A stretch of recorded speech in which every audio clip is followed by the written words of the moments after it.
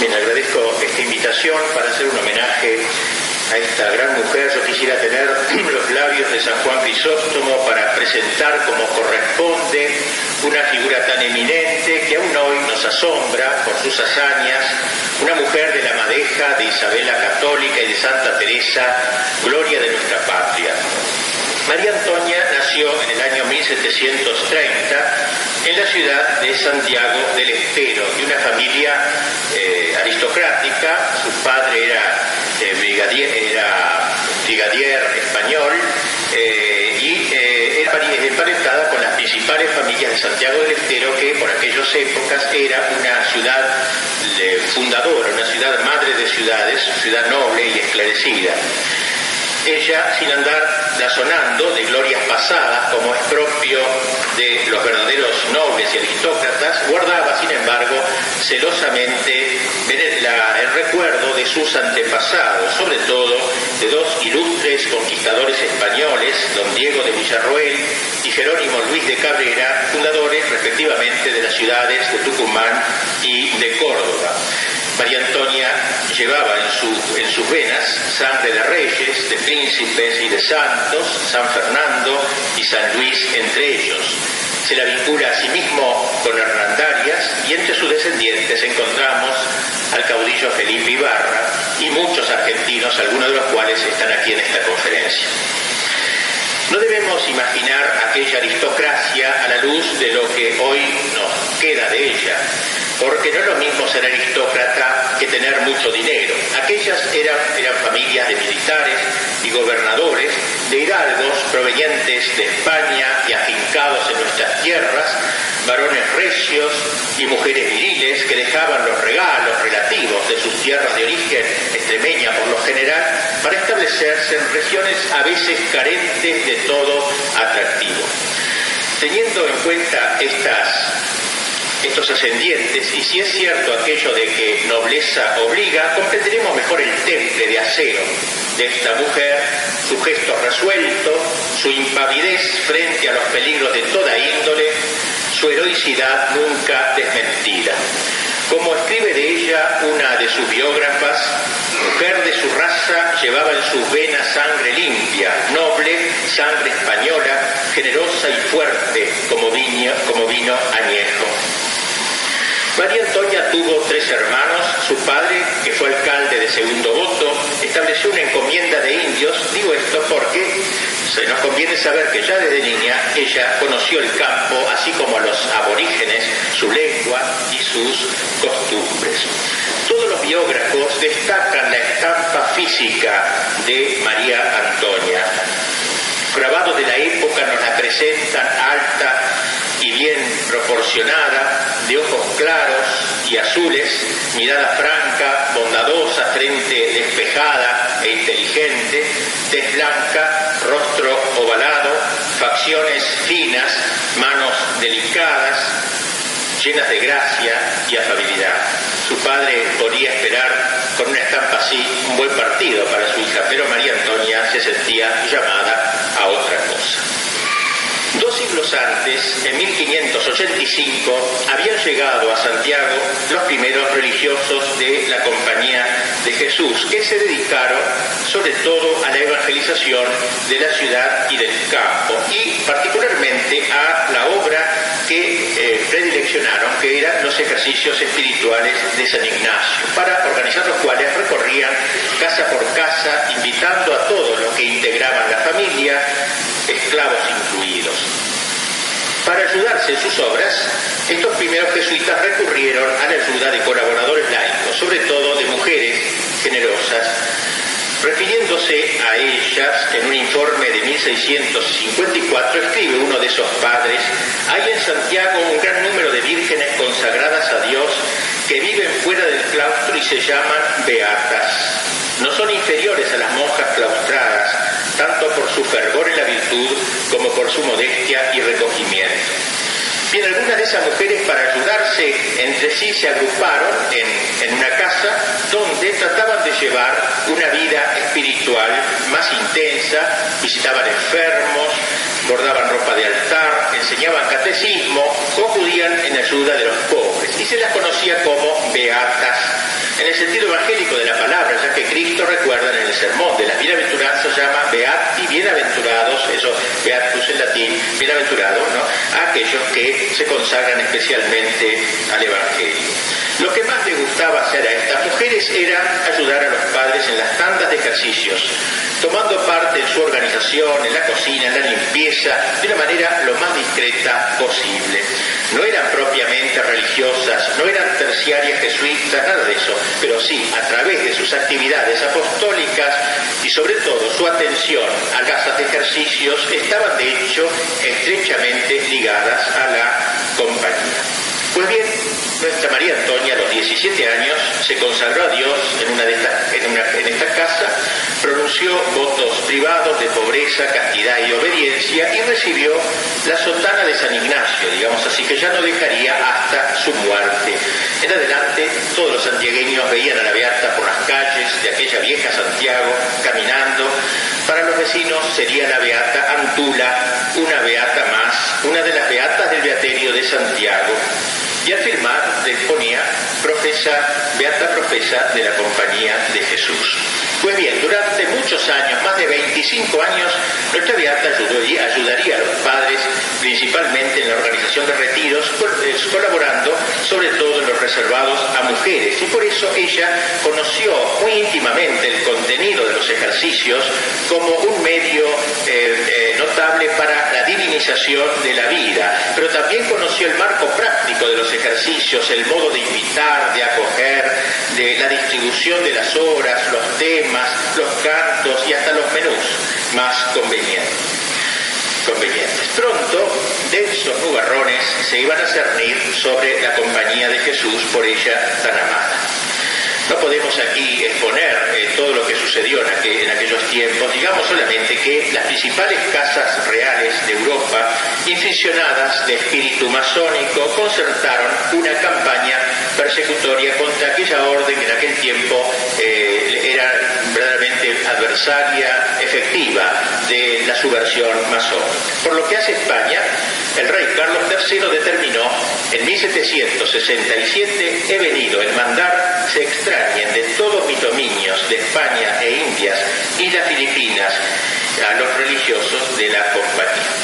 En vano protestó el Papa Clemente XIII. Tú también, hijo mío, le dijo al rey, pues que el religiosísimo rey de las Españas, Carlos III, ha de ser aquel que de su brazo, aquel brazo que Dios le dio para sostener y promover la honra de la Iglesia, el honor de Dios y la salvación de las almas, ha de prestar a los enemigos de Dios y de su Iglesia para trastornar sus fundamentos, una religión tan útil y tan cara a la misma Iglesia, que debe su origen y esplendor a aquellos héroes que nacieron de la propia España, la patria del rey. Pero todo fue en vano. El rey persistió en su decisión y Bucareli, que era el gobernador a la sazón de Buenos Aires y por tanto de toda esta zona, ejecutó con rigor las disposiciones del rey, y así las reducciones de los indios foraníes quedaron huérfanos, los colegios desiertos, las casas de ejercicios vacías y sigilosamente desterrados todos los miembros de la compañía, padres y hermanos. En lo que toca a Santiago, los soldados rodearon el colegio de San Ignacio, apresaron a los jesuitas para llevarlos al destierro. Todos debían proceder, los tenientes de gobernadores, de la misma manera, es decir, sin demora, en secreto, para que el pueblo no se conmocionase. Y así, Buenos Aires, Santa Fe, Córdoba, Montevideo, Catamarca, La Rioja, Santiago, vieron partir a sus profesores, a sus directores espirituales. Pero el drama no terminó allí. En el año 1773, poco después de la expulsión obrada por Carlos III, el Papa Clemente XIV decretó la supresión universal de la orden. Sería arduo exponer aquí los motivos por los que se pasó tan velozmente del apoyo del Papa anterior, Clemente XIII, a la drástica decisión de su inmediato sucesor. Por lo que parece, solo lo insinúo, si bien esto se discute, parece que el Papa debió ceder a la influencia de poderosos ministros volterianos y masones que de distintas casas, llamadas las casas del pacto de familia, de todas las familias de las monarquías de aquel tiempo, borbónicas por lo general, habían resuelto. Pero como cuando el Papa decreta la suspensión de la orden, como el decreto, a causa del derecho de patronato, no fue reconocido en Rusia, solamente en Rusia, la compañía siguió subsistiendo en Rusia, solo allí, hasta que otro decreto del Papa Pío VI, en 1814, revocó la supresión y la compañía volvió a florecer en todo el mundo. Imposible expresar cuánto María Antonia lamentó la expulsión y ulterior supresión de la compañía, ella que estimaba tanto a los jesuitas como a sus maestros y a sus padres. Lo que más le dolía era ver cómo unos pocos obispos y sacerdotes parecían estar contentos con estas medidas persecutorias. Todo lo que tenía algo que ver con los jesuitas parecía ahora repudiable, ni siquiera se los podía nombrar. Se los llamaba los expulsos, los expatriados, e incluso se dejó de celebrar la fiesta de San Ignacio. Y lo que más se aborrecía era la práctica de los ejercicios. Pues bien, ella no podía consentir en semejante actitud, más aún decidió hacer al revés, no vacilando en defender a sus amados padres, precisamente en esos momentos en que mostrarse partidario de ellos era exponerse a la burla. Y para que la llama sagrada que ardía en su corazón no se extinguiese, trató de mantenerse en frecuente contacto epistolar con los padres que había conocido y que ahora se encontraban en diversos países de Europa, sobre todo con un padre llamado Gaspar Juárez, residente en Roma. Pero no se contentó con dar pábulo a la nostalgia, ni con llorar los males de la época, ni se limitó a defender la memoria de los padres, sino que se propuso llenar, en cuanto estuviera a su alcance, el vacío dejado por ellos. Por experiencia sabía el bien grande que hacían los ejercicios, había sido testigo de las gracias que por ellos se derramaban sobre los ejercitantes, y entonces pensó si no sería posible restaurarlos en alguna forma. Y así, de la ruina de la compañía, se propuso salvar ese único tesoro, el tesoro principal que su fundador les legara. No se podría resucitar, tanto en Santiago como en otros lugares, la práctica de los ejercicios, pero ella era una mujer débil, era una mujer sin medios. ¿Cómo animarse? Necesitaba saber que esto era voluntad de Dios. Y de sus cartas se infiere que no solo lo meditó seriamente y lo consultó con sacerdotes experimentados, sino que además recibió una inspiración interior de lo alto. Así lo expresó en carta al padre Juárez en 1785, diciéndole que cuando estaba en cierta ocasión en el convento de San Francisco de Santiago y estaba arrodillada en el cuartito que había usado allí nada menos que San Francisco Solano. Y allí entonces en ese cuartito se arrodilló sola ante el pequeño altar y en la presencia de Dios se comprometió a reparar la injusticia cometida con sus padres en el alma. Invocó luego al santo, tan querido de los santiagueños y de todo el norte argentino. Francisco Solano le dijo que al eco de tu violín llamabas a los indígenas, haz que las muchedumbres oigan mi voz. Francisco Solano, que viviste en esta tierra, haz que vuelva a producir frutos de santidad. Francisco Solano, que tan fielmente cumpliste la misión que Dios te diera, ruega para que yo pueda cumplir la mía. Bendice la obra que emprendo, Francisco Solano, apóstol de los santiagueños. San Francisco Solano y San Ignacio, allá en el cielo, se han de haber confabulado para favorecer a esta joven y para sostener lo que se llama su vehemencia irresistible, que sintió una vehemencia irresistible en buscar la mayor gloria de Dios, así como el anhelo de heredar el espíritu de quien estableció los ejercicios. En esa humilde celda, podríase decir, que se llevó a cabo un invisible trasplante de corazón de Ignacio a María Antonia, una verdadera simbiosis que culminaría con la decisión inquebrantable de hacer común la obra sagrada de los ejercicios. Y así nuestra beata se dispone a pasar de su vida oculta, que había llevado hasta acá, a lo que sería su vida pública. Lo primero que hizo fue pedir licencias al obispo, pero no estaba en Santiago en ese momento, para que empezara a organizar tandas. Entonces el delegado del obispo al fin le dio su acuerdo, y ella entonces, con su hábito negro y llevando sobre los hombros una especie de capa que le había dejado un jesuita de recuerdo, empezó a recorrer las casas de los conocidos con los pies descalzos y apoyada en un báculo en forma de cruz.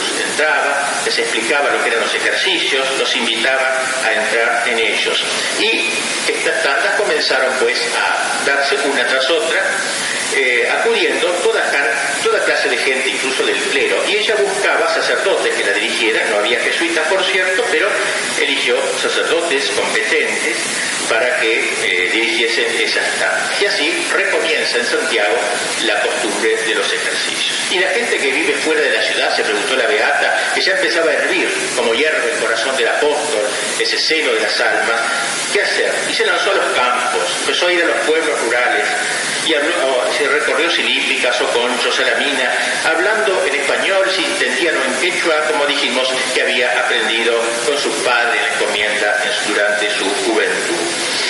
En algunos casos, cuando no encontraba alojamientos para los retiros, ella llevaba a la gente del campo hasta la ciudad de Santiago, y así españoles, indios, mestizos, campesinos, negros, hacían cola para entrar, cada uno con un paquetito de ropa en la mano, algunos viniendo de lejos, a pie o a caballo.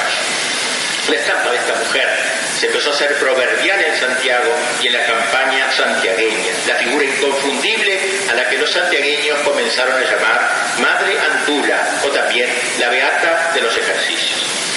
Según pueden ver ustedes, si la expulsión de la compañía trajo como consecuencia la destrucción de las obras que los padres llevaron a cabo durante 2 siglos, las reducciones, los colegios, las misiones, solo una empresa jesuítica, dice el padre Furlong, no decayó, sino que por providencia de Dios prosperó de tal suerte que produjo frutos notorios, que los contemporáneos, sin excepción, se veían precisados a exclamar: aquí está el dedo de Dios. Esa empresa fue la de María Antonia, dice Furlong, y así como Brochero en el siglo siguiente, ella vio en los ejercicios el medio más privilegiado para la evangelización de nuestra patria.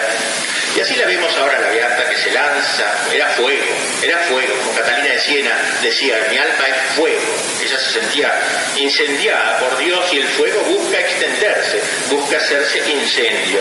Cristo no había muerto solo por los santiagueños, buen trabajo también ellos le darían, sino que se requería llevar a otros sitios también el tesoro que la deslumbraba, y así se resolvió a convertirse en la andariega de Cristo, lanzándose por los caminos de nuestra patria con la intención de llevar al mayor número posible de almas los beneficios de la redención a través de los ejercicios. Pero ¿por qué no te quedas en Santiago? Le decía. No, su alma era fuego, debía salir, debía incendiar el Pajonal, y entonces primero se dirige a Jujuy. Elige esa ciudad porque allí estaba el obispo en ese momento, y imaginemos ese viaje, ¿no? Se dice rápido, más propio de un hombre que de una mujer inerme, pero ella era una varona, como ella misma dice de sí misma, y como Santa Teresa gustaba decir a sus monjas que fueran varonas, y Catalina de Siena le decía a las mujeres: ser viriles. No quiere decir que es bien femenina, ¿no? Pero la virilidad en el sentido de la fortaleza, del coraje. Imaginemos este larguísimo viaje, pues. Nada detendía su marcha, ni los montes, ni los ríos, ni lo interminable de los caminos, los desiertos, ni el temor a los indios, siempre colgada en su cuello una imagen del niño que con ternura llamaba Manuelito, inspirándose sin duda en aquel nombre bíblico con que el profeta designó al Mesías: Emmanuel, Dios con nosotros. Por eso no iba sola, iba con el Emmanuel, iba con el Dios con ella, para esa empresa que le había posesionado. Y llega a Jujuy, encuentra al obispo, le cuenta sus proyectos apostólicos y comienza a dar tandas que, según dicen, transforma la ciudad de Jujuy en poco tiempo. De Jujuy, una vez que estableció eso, la madre se va a Salta. No lo pudo hacer sino por el encantador camino que hoy llamamos de la Cornisa. Encantador, sí, pero a la vez no exento de tantos peligros para quien lo haga a pie. Arroyos que pueden volverse caudalosos si llueve, en cuyo caso solo queda abastecerse abajo de una cueva, sin tener otra cosa a veces que comer que los frutos de los árboles silvestres. Además descansa, las noches las pasaría en una choza, si es que encontraba alguna, compartiendo con sus dueños un poco de locro, tunas o mistoles. La gente se encariñaba con ella, le decía: bendita sea la beata de los santiagueños. ¿A dónde se nos va cuando se iba? ¿A dónde se nos va la madrecita buena? Llega a Salta y ahí comienza a recorrer, como siempre, las calles de la ciudad con también un éxito rotundo. Y luego se dirige hacia Tucumán junto con algunas compañeras que le iban siguiendo desde el comienzo. Llega a Tucumán, otra vez larga travesía por montes, despoblados. De este viaje se nos cuenta que en un momento determinado, en un cruce de camino, se encuentra con un puma, enorme puma, las compañeras muertas de miedo, y ella le dice a Dios: Señor, si por mi causa muere esta mujer, que muera, toma mi vida, sea yo la víctima. El puma se retiró cuando ella levantó la cruz y llega a Tucumán, por fin un lugar encantador comparado con las arideces anteriores, un florido vergel para ofrecer al Señor. Y ahí en Tucumán también inicia la obra de los ejercicios, y de allí, rápidamente voy diciendo esto, claro, se dirige a Catamarca, la ciudad tan importante que también le abrió sus puertas, y luego a La Rioja, pasando por los desoladores Arenales, la ciudad que antaño también había recibido la visita de San Francisco Solano. Y desde La Rioja puso la proa hacia la ciudad de Córdoba. Paisajes también tan variados.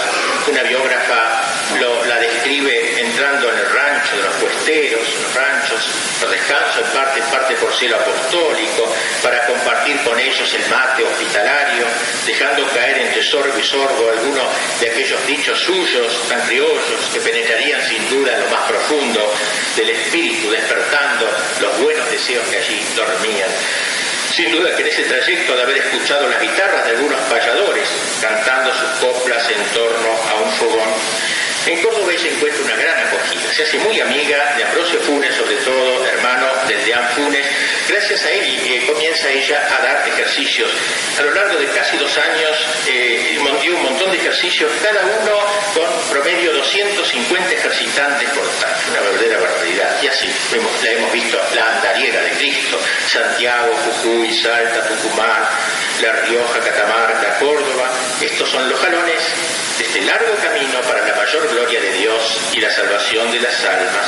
Ese es el destino de San Ignacio, destino que María Antonia, tan celosa como Teresa de Jesús, como dice Furlón, pero incomparablemente más andariega que la misma Teresa de Jesús, hizo suyo. Y conste que lo realizó en medio de austeridades y fatigas, que todos sus biógrafos coinciden en decir que eso no era, digamos, algo que excedía a una mujer tan delicada como ella. No conoció el miedo, como dicen sus biógrafos, mejor dicho, lo conoció, pero no supo vencerlo con el auxilio de Dios. Córdoba no fue el término de su peregrinaje apostólico.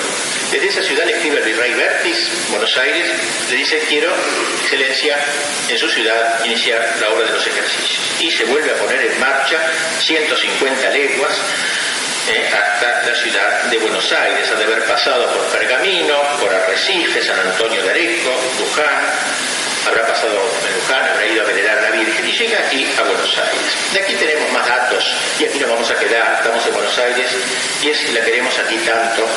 Grande de haber sido su alegría cuando vio desde lejos la ciudad de Buenos Aires. No era una ciudad, una aldea, pero en esa época era una ciudad, digamos, de algún modo mucho más grande que las que había conocido anteriormente.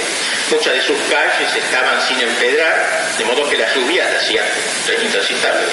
Y entra por el oeste, sin conocer nada, el grupo de beatas toma por una angosta calle de tierra, hacia un sendero, con la intención de llegar a la primera iglesia, a ver dónde poder descansar. La facha de esas mujeres, polvorientas, extenuadas, con sotanas raras, inusuales en Buenos Aires, no podía menos que suscitar la hilaridad de los que con ellas se cruzaban. Y así un grupo de chicos, tomándolas por locas, comenzaron a burlarse, a tirarles piedras, tirarle barro, y precisamente en ese momento, cuando estaba un poco nerviosa por esta situación, vieron un templo, o mejor una capilla, a la entrada de la ciudad, la iglesia de la Piedad, cuyo párroco está aquí presente ahora. Era un edificio de reciente construcción, no es la Piedad actual, la anterior a esta, de ladrillos cocidos, techo de teja, y agotada, pero contenta, se meten en la iglesia, y cuál sería el asombro de ella cuando ve que el titular de la parroquia es Nuestra Señora de la Piedad del Monte Carmelo. Ella siempre había sido muy devota de la Virgen de los Dolores, y de ahí su sorpresa y su alegría al verse conmoverse con aquella imagen. Y sabemos, nos lo dice, que allí el Señor la consoló con una notable inspiración, mostrándole que la obra que se aprestaba a realizar en Buenos Aires sería fructuosa y duradera. Y así podemos decir que los dos lugares donde se sintió especialmente inspirada para llevar adelante la obra de su vida fueron la celda aquella de San Francisco Solano en Santiago y la Iglesia de la Piedad en Buenos Aires. Fue quizá por esta razón que, estando próxima a la muerte, pediría ser sepultada en esta iglesia, tanto por su amor a la Virgen de la Piedad como por haber de Dios confirmado en su propósito apostólico, siendo esta la primera iglesia donde entró a orar en Buenos Aires. Y una vez que ella y sus compañeras entraron en la ciudad, se alojaron en la casa de una familia santiagueña, pero Buenos Aires le fue arística, no la recibió demasiado bien. A pesar de tratarse de una aldea, era muy pagada de sí misma Buenos Aires como lo es hoy, y no podía caerle en gracia una figura tan austera como la de esta mujer provinciana, que venía aquí a enseñar a los porteños a convertirse, y algunos la miraban como una loca o una bruja también, otros con desdén, pero en general se la consideraba como una mujer ridícula, lo que hace palidecer de temor a los hombres más valientes del ridículo. En nada contribuía a volverla potable su manifiesto aprecio por la compañía, precisamente en una ciudad donde corrían los más absurdos rumores sobre esta orden. ¿No será esta, dice, un lego teatino disfrazado? Los teatinos así lo llamaban en Europa los jesuitas, y la noticia corrió por toda la ciudad. Era de sazón obispo de Buenos Aires, Monseñor Malvar y Pinto, un franciscano que gobernaría 6 años, luego sería hecho obispo de Santiago de Compostela, en España, donde murió. María Antonia, siempre respetuosa de la jerarquía, le solicita una entrevista. El obispo no la quiere recibir. Pide de nuevo una entrevista, no la quiere recibir. Por fin le acepta que vaya, bueno, que venga a verme, pero cuando llegó no quiso que pasara. Y así la trató una y otra vez. Ella soportó con entereza estos desaires, retirándose serenamente cada vez que le decían que no sería atendida. Sin duda que el obispo le había llegado la fama de esta mujer y querría probarla, como luego lo dirá, y cerciorarse de si su obra era de Dios. Y finalmente acabó por recibirla. Estos meses de esperas y de desdenes fueron sumamente dolorosos para ellas. 9 meses de paciencia y perseverancia, como se diría con tanto acierto en la oración fúnebre que a su muerte se pronunció en su honor. 9 meses continuos, pero 9 meses de congojas y de lágrimas le cuesta el parto de los hijos que había de dar a luz de la gracia de un buen Buenos Aires. Y así entonces, ya con el apoyo del obispo, comienza a realizar los ejercicios. Lo primero que hace es alquilar una casa aquí cerca de la iglesia de San Miguel, es la primera casa que va a tomar, y allí comienzan tandas tras tandas. Luego esa casa queda chica y alquila otra atrás de la iglesia de Montserrat, en la calle Moreno actualmente, y allí la tenemos ya actuando ampliamente en Buenos Aires y dando ejercicios. Pero necesitaba también ella, para una acción más profunda, más oficial, tener el permiso del virrey. Y aquí hay otro problema, así como con el obispo tuvo problemas también con el virrey. El virrey era un personaje muy especial, ustedes lo conocen por la historia. Bertis fue un virrey muy progresista en el campo del alumbrado y esas cosas en Buenos Aires, pero era un hombre muy tocado por las ideas liberales y masónicas florecientes en España en aquella época y que llegaban subrepticiamente a América. En los barcos españoles venían libros de Montesquieu, Diderot, la enciclopedia, Voltaire, Rousseau, tantos otros, escasos sí, pero capaces de suscitar ya teorías en nuestra tierra que podrían socavar la tradición heredada. El espíritu de la Revolución Francesa próxima a estallar flotaba ya en el ambiente, suscitando entre nosotros anhelos libertarios y también emancipadores, no solo de España en cuanto a autoridad política, sino de la España que nos engendró a la catolicidad. En un contexto inmediatamente previo había acaecido la expulsión y luego supresión de la compañía.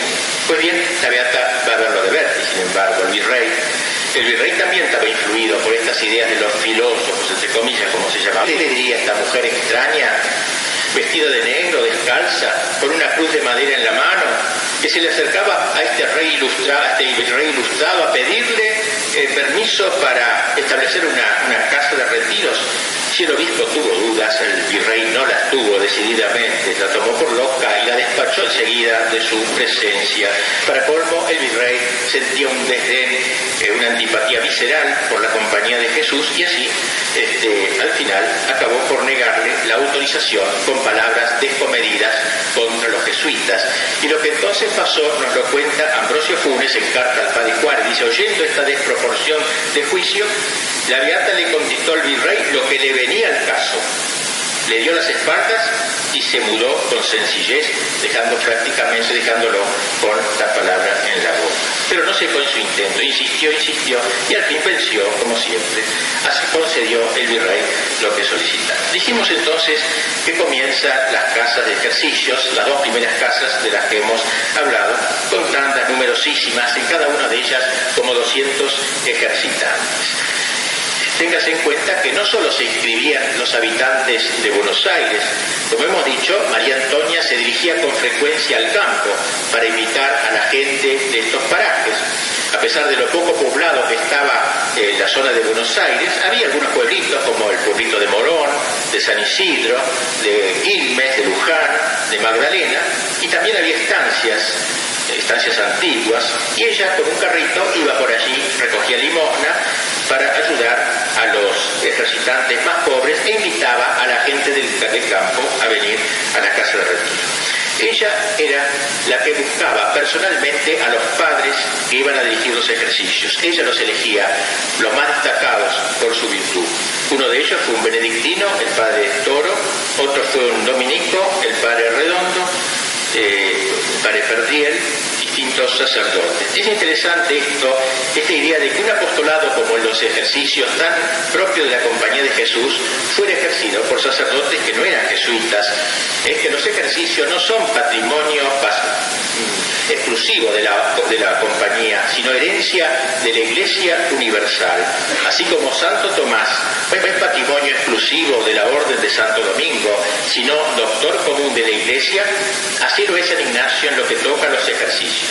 María Antonia tenía un especial discernimiento para elegir los mejores sacerdotes, los que debían predicar, y se los proponía al obispo, que gustosamente consentía, asistiendo a veces él mismo para ayudar a confesar. Tampoco se ataba siempre a los mismos padres, iba variando según las necesidades. En carta al padre Juárez le dice: nunca me parece conveniente el señalar director. Lo primero porque no lo tengo fijo, y lo otro porque aunque tengo hoy uno, puede no ser apto, y quiero tener la libertad de elegir otro, porque mi fin es ir adelantando cada vez más en este ejercicio.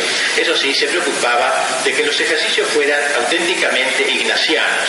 Por eso le puede escribir también al padre Juárez: los ejercicios no discrepan en nada de lo que los padres daban, solo sí lo que he añadido es que sean de 10 días, contando desde el día que entran hasta el día que salen.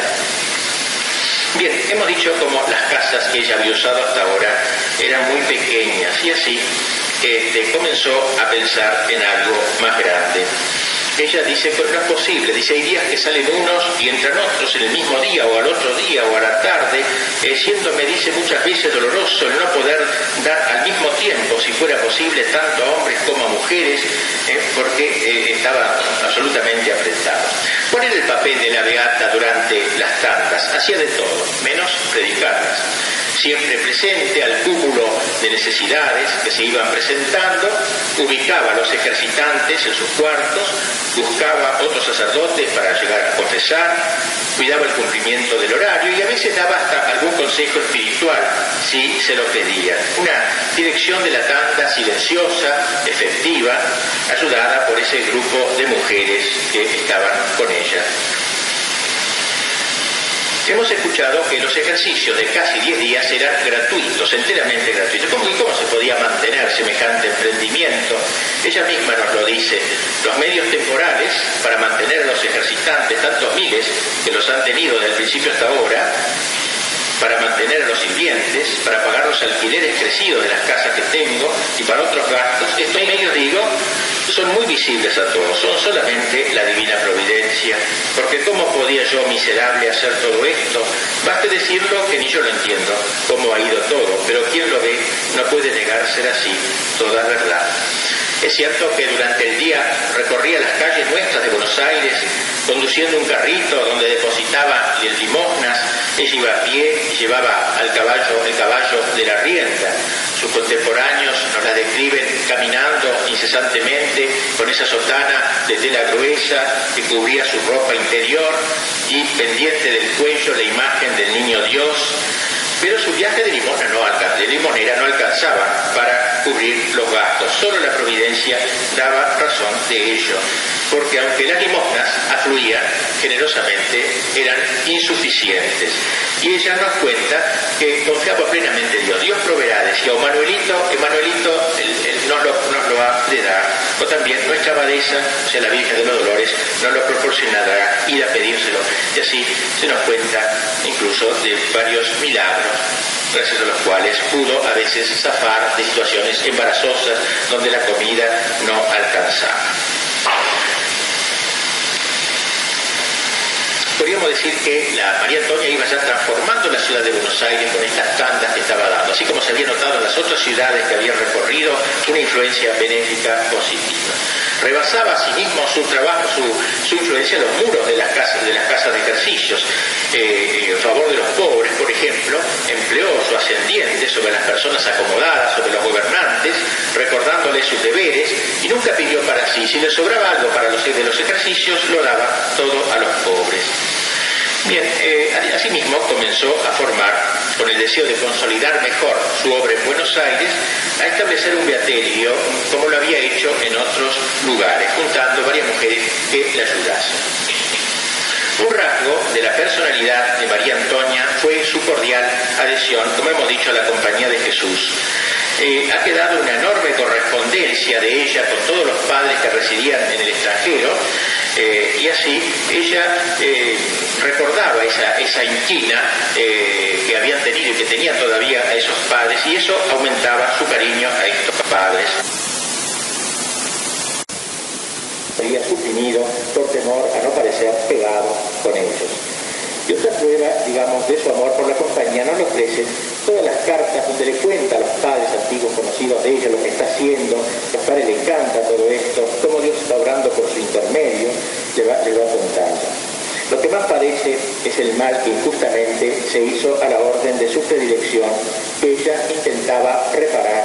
Y así en 1783 le escribe al padre Juárez: a vuestras mercedes se les han ligado los pies y las manos, hasta impedirles el uso del oído para confesar, pero nadie puede impedirles el expediente del corazón, ni el que entren por medio de la santidad en aquellas entrañas que de madre son las de Jesucristo. Él es quien dirige mis pasos para recoger la mies que a vuestras mercedes no les ha sido permitido adquirirla por su profesión. Y como ha tantos años que estaba abandonada, se recauda ahora con una abundancia prodigiosa. Así ella entonces se consideraba la que recibía en sus manos, cosechaba todo lo que los padres no habían podido hacer. Hemos dicho anteriormente que la orden disuelta en todo el mundo sobrevivió en la Rusia de Catalina, la zarina rusa, pero se podría decir que también sobrevivió en la Argentina, en la persona de María Antonia. Así lo dice Ambrosio Funes al mismo padre Juárez: cuán consolador es, Señor, ver en Rusia, por una especie de protección del Señor, esta compañía conservada por una mujer, Catalina, ¿no?, cuyo poder conoce todo el mundo, y ver también entre nosotros conservar su espíritu por otra mujer, pobre y desconocida a los ojos del mundo. Bien, hemos dicho entonces que como las dos casas de ejercicios estaban ya repletas, no daban lugar para el ejercicio, a ella se le ocurre la última idea de su vida, la última gran idea de su vida, elegir una gran casa en Buenos Aires para la obra de los ejercicios, no ya alquilada, sino propia de ella para las crecientes exigencias del pueblo porteño. Y así, algunos amigos le dieron unos terrenos que son los que hoy constituyen la llamada Santa Casa de los Ejercicios, entre las actuales calles Independencia, Lima, Salta y Estados Unidos. Entusiasmada con lo recibido, la beata se abocó enseguida a lo que sería esta obra final de su vida, la Santa Casa que perdura hasta ahora. En carta Ambrosio Funes le dice: estamos procurando en empezar a edificar la casa destinada para ello. Y agrega esta frase tan linda: yo procuro obra grande como de Dios y para Dios. Me encanta esta expresión, como que es un signo de su corazón magnánimo. Ella quiere una obra grande, no solo porque su corazón es grande, sino porque la quiere dedicar al que es más grande que todo. Obra grande como de Dios y para Dios. Tal sería su proyecto. Ciertamente que no todo marchó sobre carriles, todas las cosas de Dios tienen dificultades, y así también aquí otra vez permisos al virrey, permisos al cabildo para edificar una casa de ejercicios. Parecía que estaba muy lejos del centro de Buenos Aires, además había que hacer tantas cosas adentro: comedor, capillas, salones, enfermería, despensa, cocina para cientos de ejercitantes. Y ella, sin embargo, proyectó el gran plan de la casa, tal cual hoy la conocemos, con sus grandes patios enclaustrados, sus austeras celdas, sus blancos corredores con arcadas, las dependencias de servicio, las celdas del diaterio, etc., pero de la cual solo ella vio terminada la parte que da hoy sobre la avenida Independencia. Justamente cuando se aprestaba a iniciar esta obra, recibió una invitación de Montevideo. Caramba, dijo ella, ahora estoy abocado a esto, Montevideo, pero no importa, ahí se fue y pasó a Colonia y dio un montón de ejercicios, como 200 tandas, una barbaridad. Otra vez, ¿en dónde iba ella? Era realmente, como decíamos, un fuego. He venido a traer fuego, y que quiero sino que arda, dijo Cristo, y ella era así el fuego de Dios. Pero pronto se volvió a Buenos Aires para seguir con esta obra que tanto quería, que ya estaba parcialmente construida. Y así entonces, ella era el alma de la nueva casa, una vez que se había edificado lo sustancial. Y también aquí prosiguieron hechos portentosos, milagros que le permitían mantener las finanzas de esta nueva casa. Al construirla, debió dedicar un pabellón a las mujeres que le ayudaban a ella, porque había reunido en torno a sí a un grupo numeroso de mujeres que se ocupaban de atender el nuevo edificio, servir la comida, dar clase de catecismo, enseñar a leer, etc. Y con ella la madre empezó una especie de comunidad religiosa, con su postulantado, con votos privados, con la bendición de la sotana de San Ignacio, y estableció una escuela para niñas dirigida por las que luego serían las religiosas de las hijas del Divino Salvador. En la nueva casa ella se sentía en la gloria. Su aguda psicología le había enseñado que para llegar a los ejercitantes más cultos convenía tener libros, y así aprovisionó de una biblioteca que aún hoy se conserva. Y para la gente sencilla, en cambio, entendió que era mejor lo sensible, las imágenes, los cantos, las saetas religiosas, y así, si visitamos la casa de ejercicios, vemos como estos letreros alusivos que hay en los claustros, las imágenes aptas para conmover a los ejercitantes, un calvario con un Cristo agonizante entre la Dolorosa y San Juan, joven y descompuesto por el dolor, etc. Todo lo que hoy podemos encontrar si visitamos aquella casa. Entre las imágenes que predileccionó estaba aquel famoso Manuelito, un niño recostado sobre la cruz que le abría paso en todas sus cacerías apostólicas. Imaginemos estas imágenes durante las tandas de ejercicios llevadas en procesión por los claustros, en torno al patio central, ese patio tan lleno de señorío, con su clásico aljibe, con la gran cruz, coronado por el reloj de sol y la elegante espadaña. ¿Qué paz hay en esta morada del recogimiento?, escribe una biógrafa de nuestra beata, del recogimiento donde el tiempo parece haberse detenido. En vano un rascacielo insolente, en su pretenciosa fealdad, se empina sobre la tapia del convento para espiar el secreto del augusto recinto. Tal es la Santa Casa donde la beata consumó su obra de 20 años en Buenos Aires, durante los cuales se calcula que hicieron ejercicios entre 80.000 y 100.000 personas. Nada, digamos, desde su muerte hasta hoy. Pero los años iban pasando, la hora va pasando y la conferencia va terminando.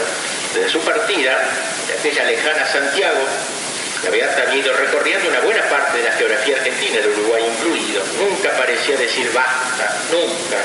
Ello no significa en modo alguno que se desinteresara de los lugares por los que había pasado. Siempre preguntaba, ¿cómo va Tucumán? ¿Cómo va Salta? Es lo propio del apóstol.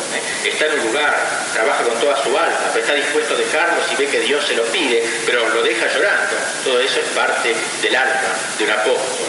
En carta al padre Juárez le dice: por lo que toca a las demás ciudades donde se han hecho ejercicios, se están clamando por ello, me están pidiendo que vuelva a Santiago, me piden que vuelva a Catamarca y de Tucumán y de Córdoba, pero dice, yo estoy ahora abocada a esta obra. Pero ella tenía esa preocupación, un poco como San Pablo, ¿no?, de todas las iglesias, un alma apasionada, un alma que ardía de amor, que no otra cosa es el celo apostólico, que es lo que distingue al alma fervorosa o hervorosa, alma hecha de fuego, del alma tibia o del alma fría. Prendada de Cristo, sufría el ver que el esposo divino era preterido, era olvidado, y por eso su apremio, su angustia por trabajar más, por trabajar mejor, siente tan parecida a aquel que dijo: me gastaré y me desgastaré por la salvación de vuestras almas. En una de sus cartas escribe: siempre me ha ocupado el corazón más el deseo de la salvación de las almas redimidas con la sangre de Cristo que las mayores penitencias de los santos. Ese celo se concretaba en la propagación de los ejercicios, que era una manera eximia a su juicio de que las almas se entregasen a Dios. La misma causa de las almas, escribe, me alienta para la poderosa operación de los ejercicios de nuestro gran padre San Ignacio. No exageraba Ambrosio Funes cuando le escribía al padre Juárez: es el Javier del Occidente, es el apóstol de nuestra India. Revisando sus cartas, advertimos que en muchas de ellas, fechadas en años muy diversos, siempre late el mismo deseo católico, ecuménico, universalista.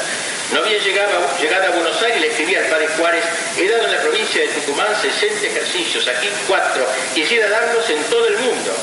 Yo quisiera una licencia para que nadie me ate, nadie me detenga. Se deseaba libre de trabas burocráticas para poder moverse con libertad donde fuera necesario. Y así dice: yo me hallo con ánimo suficiente para correr el mundo y llevar los ejercicios a todas las partes donde Dios he conocido. Se ve que era una predisposición muy anclada en su alma, lo más lejana que se puede imaginar de todo tipo de pusilanimidad o espíritu de capilla. Quisiera andar, le dice al padre Funes, a Ambrosio Funes, quisiera andar hasta donde Dios no es conocido para hacerlo conocer. Seguiré, no digo a España, sino al fin del mundo, aunque sean los montes más escabrosos o en los desiertos más rígidos. Si a mi Manuelito Jesús se le pone, ahí he de ir yo, y todo de sobrar. Y si se le pone también que ande surcando mares, ¿quién se lo embarazará? Este es el lenguaje, pues, de esta santa, de esta mujer encendida. Tanta generosidad nos recuerda, una vez más, la de aquel divino impaciente, como calificar a Pemán, a Francisco Javier, un santo muy querido por nuestra beata. Es el ardor, digamos así, la impaciencia de los límites. No hay límites para el amor. La figura de María Antonio se iba agigantando día a día en nuestra patria, así como su valoración en otras tierras, también en el extranjero. Su fama trascendió a raíz de sus cartas. Los padres jesuitas de Europa escribían sus cartas y las traducían al latín, al inglés, al francés, al alemán, al ruso incluso. Llegaba hasta los rusos, hasta los jesuitas que residían en Rusia. Y también las cartas de algunos laicos que relataban las hazañas de ella. Más aún, sabemos que en Francia se reformaron varios conventos medio relajados solo con la lectura de sus cartas. Sabemos que las leía Madame Louise Thérèse, priora de las Carmelitas de Saint-Denis y tía de Luis XVI. La beata tenía clara percepción de la trascendencia de su obra.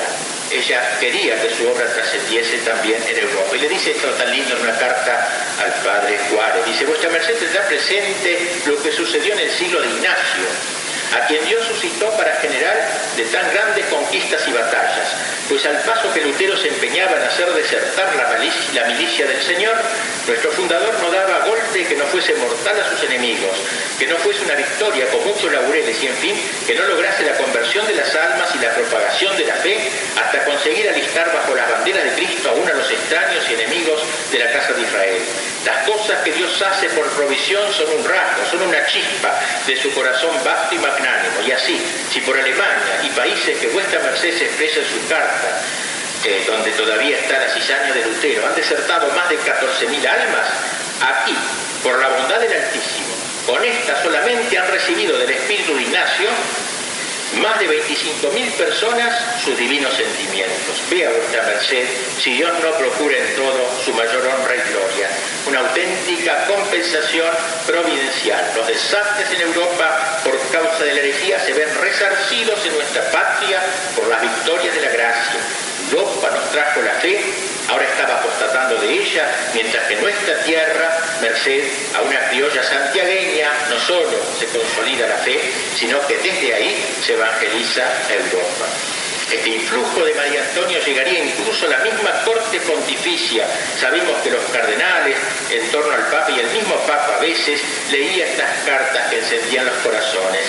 Particularmente los jesuitas expatriados estaban absortos ante tanta fecundidad apostólica, y así, juntando todas las cartas de ellas y de todas las personas que habían escrito, se esbozó una biografía de la madre en vida de ella que se llamó El estandarte de la mujer fuerte, y circuló por toda Europa en diversos idiomas, suscitando enorme admiración desde el Papa para abajo. Los últimos años de su vida fueron de gran fruto espiritual. Por cierto, que siempre angustiada, que hay gente que va a quedar sin el motivo por el cual Dios me trajo a la vida, este fin providencial, que era ese como extracto de la compañía, como ella decía. El padre Cayetano Bruno relaciona con nuestra beata una especie de conversión de Buenos Aires, porque dice que el virrey Arredondo, en carta al rey de España, le escribe: en Buenos Aires, dice el virrey, se conserva la piedad, la devoción, el esmero en el culto, el vínculo del matrimonio, la obediencia a las potestades, a los ministros del Evangelio, etcétera, le dice el rey de España. Y el padre Bruno comenta: nunca de Buenos Aires hizo tanto ni tan cabal parejinco, fruto sin disputa de los 3 lustros de acción de la Madre María Antonia. En estos momentos, la beata era una figura venerada en Buenos Aires. La gente la llamaba la señora beata de los ejercicios. Como escribe Alpadi de Ibarra, un laico de acá, dice: de admirar que esta pobre señora al principio, cuando vino, le hacían 1000 burlas por la calle, públicamente tratándola de bruja, y ahora es estimada de todos y llamada a porfía por todas partes. ¿Quién se la ha de llevar? Y la quisieron llevar también a España, a todas partes, pero ella ya estaba en los últimos años, los últimos momentos de su vida. Si su fama crecía, su sufrimiento también, sufrimientos físicos, sufrimientos morales, que no puedo ahora describir. Dormía sobre una tarima baja de madera, sin colchón, sin almohada, una gran penitencia para adherirse más a la pasión de Cristo. Y cuenta uno de sus biógrafos, el monseñor Marcos Escurra, que en los últimos años de su vida hubo una escena rara que la quiero repetir, y es que previó nada menos que las invasiones inglesas. Raro eso, ¿no? Estaba un día oyendo la misa en la capilla de la casa de ejercicios, y cuando el sacerdote elevó la hostia, tuvo una visión, como si llegase al puerto de Buenos Aires una multitud de extranjeros de cabello rubio. Lo comunicó enseguida a las autoridades políticas para que estuviesen prevenidas. Ello se cumplió en los años 1806 y 1807, 6 años después de su muerte, por lo que se ve como ella velaba por el bien de su país, cuando el Señor con anterioridad le mostró este peligro. Buenos Aires se libró por el valor de sus hijos y casi por un milagro de convertirse en una de las colonias británicas y por ende en país protestante. Mientras tanto, la Santa Casa se seguía edificando. Cornelio Saavedra, que años después tendría un papel protagónico en la Revolución, actuó como apoderado de la construcción. Pero ella cada vez estaba peor de salud y escribió su testamento, un lindísimo testamento, donde encomendaba su alma a Dios y pedía también que cuando muriese fuese conducido a su cadáver, en una hora silenciosa, por 4 peones de los que estaban trabajando en la obra, a cementerio contiguo a la Iglesia de la Piedad. Y así, el 7 de marzo de 1799 fallece María Antonia en la paz del Señor y se cumplen sus deseos. Llevada por 4 peones de los que trabajaban en la casa, por la noche en silencio, llegaron a la Piedad y la enterraron sin cajón, sin epitafio, pero sus hijas tomaron el recaudo, previendo quizás el futuro, de ponerle por señal debajo de la cabeza, como almohada, un leño de ñandubay, una madera muy corruptible. Y pronto la gente comenzó a decir: pero caramba, se nos ha ido esta mujer y no hemos hecho nada, no hemos dicho nada. ¿Acaso en Europa todos no hablan de ella y aquí nosotros somos los únicos? ¿No? ¿Cómo puede ser? Y entonces surgió la idea de organizarle unos funerales solemnes con oración fúnebre, cosa que se hacía entonces con los muertos ilustres. Y esto se celebró hoy, el 12 de julio julio, por eso este homenaje se hace hoy, de 1799, hace justo 200 años, en la iglesia de Santo Domingo, con asistencia de una enorme multitud de fieles, y en donde el padre Perdiel, prior dominico, pronunció una oración fúnebre preciosa. Si bien no está exenta de barroquismo, como era el estilo de la época, el padre, luego de aludir a su belleza física, va a lo esencial, la gran obra que ha creado, que ha suscitado, no voy a leer esto porque sería un poco largo, y entonces dice, ¿cómo yo voy a ir? ¿No? Pone en boca de ella, yo iré donde está la cizaña ha ganado, ha sofocado el trigo, pero yo iré para otra vez salvar el verdadero trigo. Y ahora el orador finge objeciones, pero ¿qué piensas, mujer? ¿Dónde vas? ¿No ves que vas a tener gente que va a pensar que eres loca, que eres una bruja, que el tipo no te va a recibir bien, que el gobernador no te va a... No le importa, ella adelante, o sea, y simula como un diálogo entre el demonio, digamos, o la tentación y ella. Poco antes, el padre Perdiel había señalado el foco de donde brotaba todo eso, ese fuego apostólico. Incendiar el universo, dice el padre, con un volcán inmenso de amor, fue la obra que vino a traer Cristo. Propagar ese fuego sagrado hasta los confines de la tierra fue la misión de los apóstoles. Y llevar la virtud y hacerla amable en provincias remotas fue el empeño de muchos varones apostólicos, de los Ferreres en Europa, de los Beltranes en América del Norte. Inflamarse en deseos de santificar al prójimo fue ocupación de Santa Rosa de Lima. Y en nuestra América Austral fue pensamiento heroico, obra inmortal de la señora Beata María Antonia de San José. Y por eso dice el padre en su sermón, eclesiásticos sabios divisen en María Antonia, cuando menos, el bosquejo de las Catalinas de Siena y de las Teresas de Jesús. Los restos de la Beata permanecieron por largos años en el camposanto de la Iglesia de la Piedad, según sus deseos, pero en 1867, es decir, 68 años después de su muerte, se decidió demoler la antigua iglesia para levantar un templo nuevo, que es el que hoy conocemos. La comunidad de María Antonia, temiendo que se perdiesen los restos de ella, entonces se dirigieron al arzobispo de Buenos Aires y le dijeron, ¿qué hacemos? El arzobispo encargó al párroco que hiciera buscar esos restos con cuidado, ya que ella era tenida por una santa. Y así lo hizo el párroco, pero no lo encontraban por ningún lado. Y así excavaron todos los obreros, ahí no encontraban absolutamente, ya habían perdido la esperanza de encontrarla, cuando vieron venir una niña pequeña, vestida de blanco, rubia, quien, dirigiéndose al capataz, le dijo, ¿a quién están buscando? Él le dijo a la madre Antule, la chica muy segura de sí, le dijo a los exhumadores, caben acá, ¿cómo lo sabes? Y ella respondió que se lo había dicho la madre. Cavaron en el sitio y hallaron los restos identificados por el leño de Ñandubay, y fueron recogidos y llevados a la misma iglesia de la Piedad. Luego, por encargo de este monseñor Marcos Escurra, biógrafo de ella, se le hizo una estatua de mármol, labrada en Italia, que todavía hoy se conserva, con una leyenda que con sus restos, aquí se guardan los restos de la venerable madre, fundadora de la Santa Casa, falleció en Buenos Aires el 7 de marzo de 1799 y fue trasladada, etc. En 1905 los obispos argentinos enviaron al Papa una carta pidiéndole que se diera comienzo al proceso de canonización.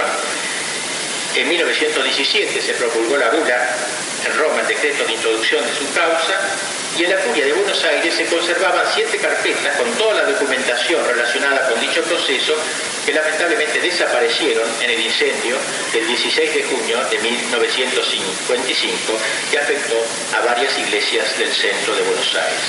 La actual casa de ejercicios, proyectada cuidadosamente por la misma madre, si bien en vida no la pudo ver concluida, se levanta todavía airosa en la ciudad de Buenos Aires, a pesar de algunos intentos de incautación o la amenaza de rebanarle su parte anterior para ensanchar la avenida Independencia.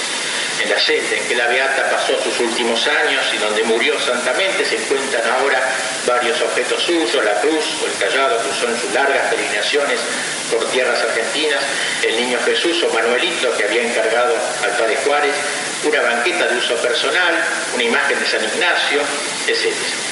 No deja de ser sintomático el hecho de que el padre Brochero, pariente espiritual de ella, por su común amor a los ejercicios, haya hecho imprimir un folleto, directorio y prontuario para los ejercicios, cuyo manuscrito había pertenecido a la Beata. De María Antonia, ha escrito el padre Furlong, es más que probable que no ha habido ni quien la haya superado, ni quien la haya igualado. Aquella mujer santiagueña parecía ser hermana en el espíritu, en la acción y en la inteligencia de la gran santa avileña Ella es tal vez la figura femenina más recia y robusta, al propio tiempo que totalmente femenina, de toda la historia argentina, así antes como después de 1810. Y Monseñor Marcos Escurra la llama mujer insigne, gloria de nuestra patria y ornamento de la Iglesia en Argentina.